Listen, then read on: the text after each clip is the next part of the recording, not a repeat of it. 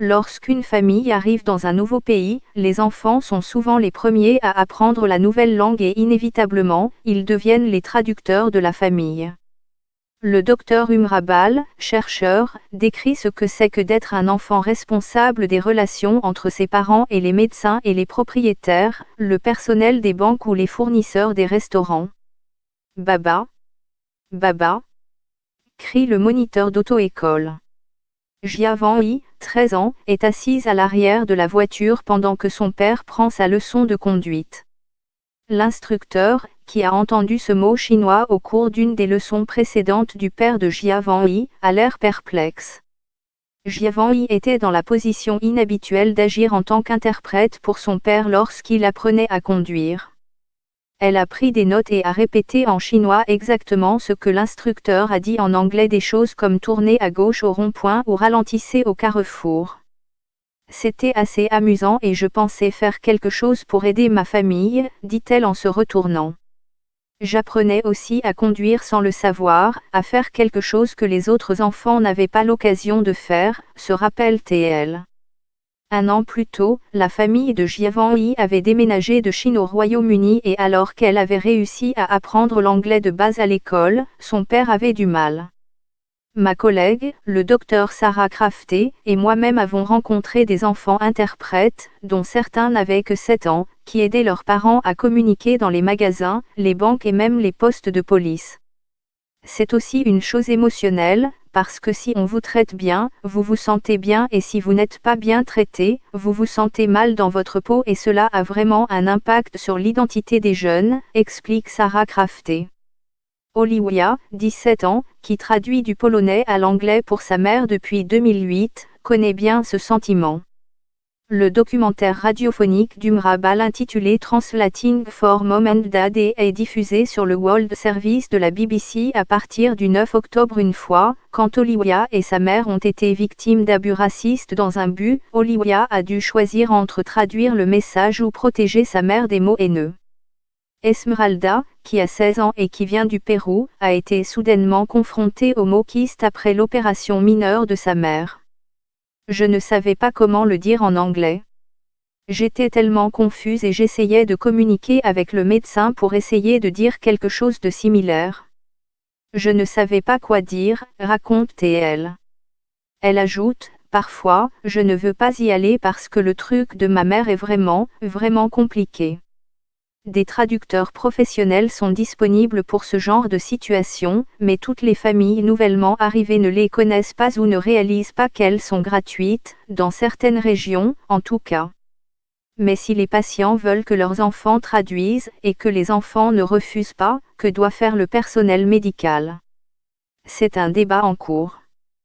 Comme Esmeralda, Leslie, 17 ans, originaire d'Équateur, a parfois traduit pour sa mère à l'hôpital. Mais à d'autres moments, des gens ont essayé de l'en empêcher.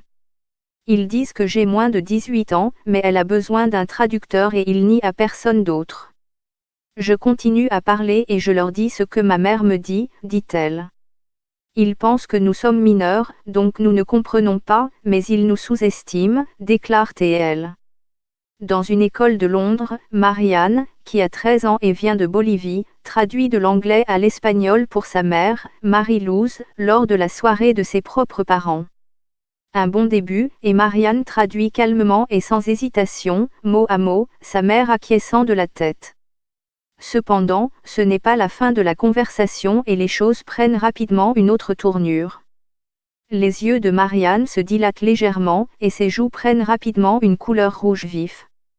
Oh Marianne!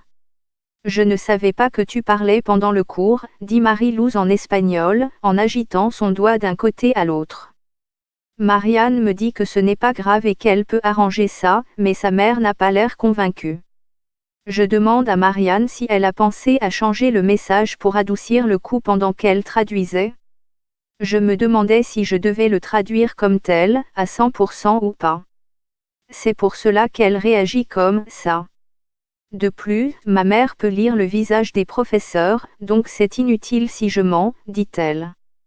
En tant que la seule personne parlant anglais dans sa famille, Marianne s'est retrouvée au milieu de conversations difficiles. Lorsqu'ils sont arrivés au Royaume-Uni, ils vivaient dans un logement loué où le chauffage ne fonctionnait pas et c'était à elle de demander au propriétaire de le réparer. Elle a passé d'innombrables appels téléphoniques et envoyé des SMS, mais ses demandes ont été ignorées. Ses parents n'ont cessé de l'exhorter à manifester sa colère, afin de souligner que le problème devait être réglé de toute urgence. Mais Marian a résisté.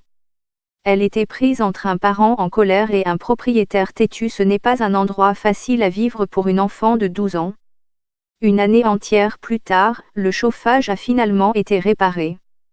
Pour Marianne, c'était une grande réussite. Lors de la soirée réservée aux parents, son professeur d'anglais et son directeur viennent à la table. Ses efforts, son comportement et ses devoirs sont remarquables. Elle est très respectueuse, participe et est enthousiaste. Et c'est un plaisir de lui enseigner, explique-t-elle.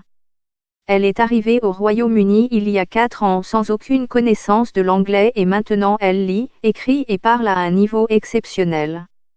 Au cours de nos recherches, Sarah Crafté et moi avons rencontré des enfants qui traduisent non seulement entre 2 langues, mais aussi entre 3 langues ou plus. Dans son école, dans l'est de Londres, Fatima, 17 ans, a une bande d'amis qui, comme elle, ont quitté l'Italie pour le Royaume-Uni au début de leur adolescence.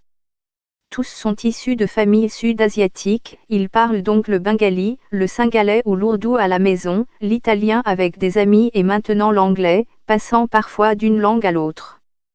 Souvent, les enfants n'étaient pas heureux d'être traînés d'Italie au Royaume-Uni, apprendre une nouvelle langue et traduire pour leurs parents était un fardeau. L'ami de Fatima, Rachani, par exemple, doit aider sa mère à comprendre toute la correspondance qu'elle reçoit de son lieu de travail, un magasin de poulets frits.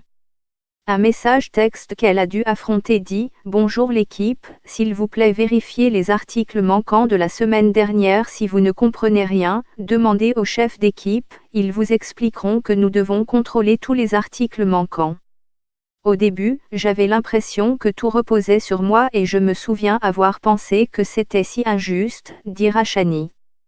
Maintenant, j'ai l'impression d'être une sorte de chef de famille, car j'influence les décisions de mes parents même si je suis jeune, affirme-t-elle. Elle se sentait nerveuse, mais elle a traduit avec soin les mots de l'examinateur de conduite, sachant qu'elle devait le faire rapidement. Je me souviens du moment où l'instructeur a dit qu'il avait réussi et j'ai traduit la bonne nouvelle à mon père. Tu as réussi le test? Il était très heureux et moi aussi. C'était un moment de notre vie que nous partagerons pour toujours, se rappelle-t-elle. Des années plus tard, et maintenant adulte, Jiavan y traduit rarement pour son baba car son anglais s'est beaucoup amélioré. Après avoir obtenu un doctorat en sciences médicales, elle a fondé avec son partenaire une start-up pour développer une technologie permettant de traduire des documents médicaux complexes de l'anglais vers le chinois. Elle apprend maintenant à conduire elle-même, ce qui lui a rappelé les souvenirs du temps qu'elle a passé avec son père et son instructeur. Les principes de base de la conduite lui étaient déjà familiers, avant même qu'elle ne commence les leçons. Jiavan y attend avec impatience le jour où elle dira à son baba qu'elle a passé son propre examen de conduite.